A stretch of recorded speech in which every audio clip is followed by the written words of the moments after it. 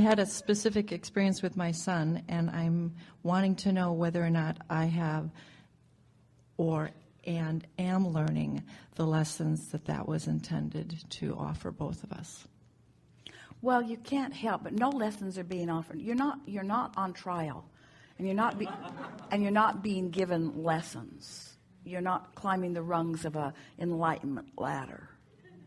But you are co-creating with other brilliant co-creators for the purpose of establishing more and more clearly what you want. So out of the experience, what is your new conclusion about what you want? What do you now want way more than you wanted before you had that experience?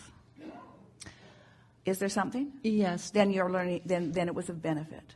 If something came out of it that you want, that you didn't know that you wanted before it happened, then it was way, way, way, way, way worth it. And so then the next question is, do you have the ability to focus upon what you now want? I'm working on it. Without holding yourself or him in a regretful, that didn't have to happen, that shouldn't have happened that way. You see, when we always enjoy so much when someone has 2 or 3 things that they want to talk about, because they're always about the same things, just approaching them from different directions. And this subject is really about your previous decision. You decided to believe that contrast or anything uncomfortable is inappropriate. And the source within you doesn't believe it. The source within you knows that in discomfort comes stronger decision about what comfort is and about the comfort that is wanted, you see. So you just get better and better at it so that you don't have strong discomfort. You get better and better about it when you accept the perfection of the contrast. That really is the reason that we're having this conversation with you. Because you want to, you must, you have no choice but to accept the perfection of variety and contrast. So it must show itself to you. So you say, well, I like it at the buffet, lots of variety, and I just pick. And I have the ability to control my behavior. I can't really control what the cook did in the kitchen. Might look good but not taste good. But I have some reasonable, and I have control to not choose that again because that crazy cook makes it that way every time. So I can pick around the buffet until I find the things that suit me. And it's a buffet of 1,000 items, and I've found 5 that fit me. 5 delicious things in this buffet. And I pick them every time. And I'm pretty sick and tired of them.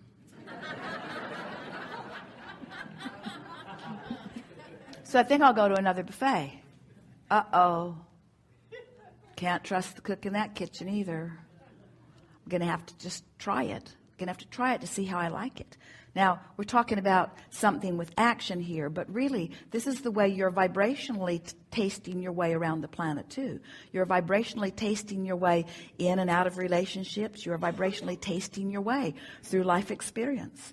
And what we're wanting you to understand is that the way we are describing this sounds like it is what it is, and you're just picking from among it the things that are pleasing to you. But that's not what deliberate creation is. Deliberate creation is getting out ahead of it. Deliberate creation is before you go to the place where you're choosing the food, acknowledging what a good feeling, good tasting meal would be like. By remembering bits and pieces of others. Remembering that you want to be fueled and that you want to be energized and that you want it to taste good and you want it to look good and you want the environment to be delicious as you are participating in it.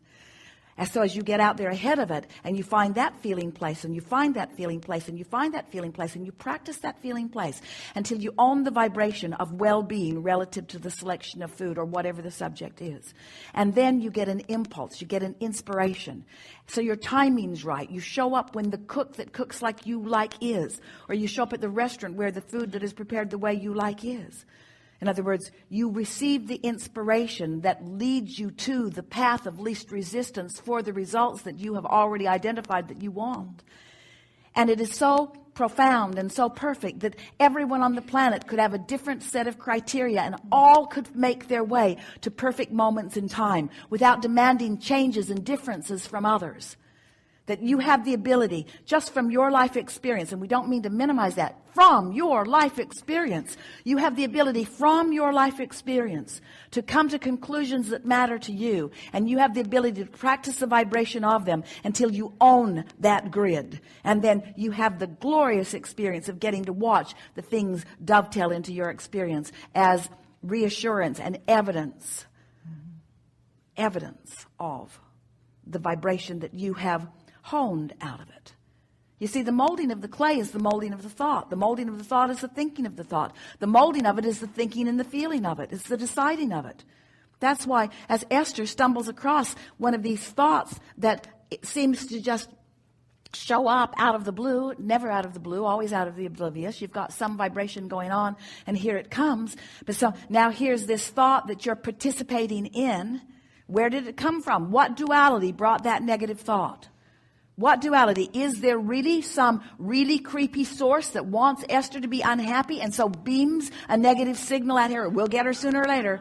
We'll get her. We'll get her. She can't be that sunshiny person all the time. We'll watch. We'll get her. We'll get her. Ah! It's not like that at all. It's just stuff out there, rivers and streams of momentum that you have the ability to tune into or not, you see. So, it's so delicious when you finally understand that you have control of the way you feel because you have the ability to guide your thought. We haven't talked about it here today, but we want to. You have the ability to give your attention to thoughts for the purpose of evoking within yourself a feeling. You have the ability to do that. But sometimes if the momentum is already strong, you can't do it right now. And that's what makes you object to something that feels like duality, because it's the biggest argument that we have with people, that people give to us when they say, Abraham, you say I am the creator of my own reality, but I do not believe that I am, because this is happening to me, and I know I would not have done this thing that I do not want to myself. So there must be some other factor that you're not telling us about that is introducing into our experience this thing that we do not want. And we say, there is nothing that is introducing anything that you do not want into your experience other than that thing you do that is not letting what you do want in, you see. So it doesn't matter how you verbalize around that. The truth of it is that you wouldn't know what you do want if you weren't surrounded by some of all of it. And there is an exhilaration that we can't even find words to describe. When you just take at face value some of what you've heard here, and words don't teach, so you had to have found some resonance with it, did you? So that means that you do accept that you are more than you see here in this physical body, and that there is another part of you that is pure positive energy, that's offering a signal against which you can measure your signal. That's what your guidance system is, a signal against which you can measure your signal. And when you're tuned to it, the result is you feel enlivened. You feel really good. And when you're off the signal, you feel less and less. All the point to being totally depressed, which is totally pinching yourself off from that pure positive energy. So since you now know that, do you? That you have the option of choosing something in between. You have the option of choosing something that feels better. Then you got to ask yourself the question, then why don't I do a better job of choosing? And what works against you are beliefs that there is a duality, that there are things that are preventing you from choosing. And then we say to you, there's nothing that's preventing you from choosing other than your own habit of thought, other than your own momentum that you can do something about. So recently we've introduced into this dialogue the notion of going general, getting general about the thing that bothers you, getting general about the subject that you feel has you trapped in a vibration that is preventing you from getting what you want. So as you go general, which means less specific, in the less specific, there is less momentum. And in the less momentum, there is an option for an improvement in the way you feel. So the less you do that thing that holds the cork under the water, the more likely the cork will float. So most of you have corks that are like this. You go to sleep and up they go. And then you wake up and down they go. And then something makes you feel good and up they go. And then something makes you feel bad and down they go. You're like roller coasters in that you focus sloppily with no regard to the vibrational content of your thought. And then we have a discussion like this where you are made aware of the vibrational content of your thought. And then you decide that you can think and therefore feel on purpose. And in the moment that you begin that, then you're free. Because the more you deliberately allow your cork to float, the more wonderful things flow into your mind. And the more wonderful things that flow into your mind, the better you feel.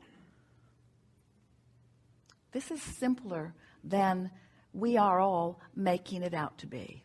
The children have it figured out. The kids, they just want, now what fun can we do? Now what can I do that's fun? Now what can I do that's fun? They'll say, now what would be fun to do? What would you like to do with me that is fun? These are the questions that what would you like to do with me that is fun? Well, you could clean out that drawer. You're not fun. You're not fun. Yes, but it would be responsible. I wasn't asking to be responsible. I was asking what could be fun. And we want you to know finding fun is the most responsible thing that you can do. Find as much fun as you can find in a day and do anything else you have time for. Find as much fun as you can find. Show yourself what alignment really feels like and what a fun-filled cooperative universe feels like. Show yourself how blessed you are and how valued you are and how smart you are. And show yourself that how disciplined you can be. Show yourself that you have the ability to choose a thought because it feels good. And if you get hold of one that doesn't feel good, you have the ability to soften it now, to diffuse it. And that's why we play with you in the way that we do. We're not mocking you. We're not making fun of you. Not ever. We appreciate every contrasting moment that you live. But we think that you've got your feet stuck too hard in the step one part of the three-step process. You're exploring the contrast in a harder way than you need to. So everything that we've said today, if you could walk away with a theme from this gathering, what do you think it is? Get out ahead. Get out ahead, certainly it. Feel good. Have fun. Go for the fun. Make fun. So we've said all of these things, and all of these things dovetail into the very thing that you so starkly brought to us. Contrast is good. Contrast is good. Contrast is good. Contrast is the thing that propels me into the more. And if more is good, then the thing that propels me into the more is good. So as I embrace rather than resist the idea, so that means when I'm not standing in a place that I want to be, am I in the wrong place? Or am I in a good place? Am I in the right place? You see, it's all part of it. You're not ever going to get it done. And we think that's the premise, the flawed premise that so many of our human friends are functioning under. You've got some sort of a misunderstanding that you're supposed to get it done, that there will be this, what did you call it? Infinity, or this thing that is finally worked out, that it's finally worked out. And then we say, then what? Then what? Don't worry about it. It's not ever going to be like that. You're always going to have stuff to do. And the stuff that you have to do always has the potential of being surprising and delightful. Really good. Thank you. Now what?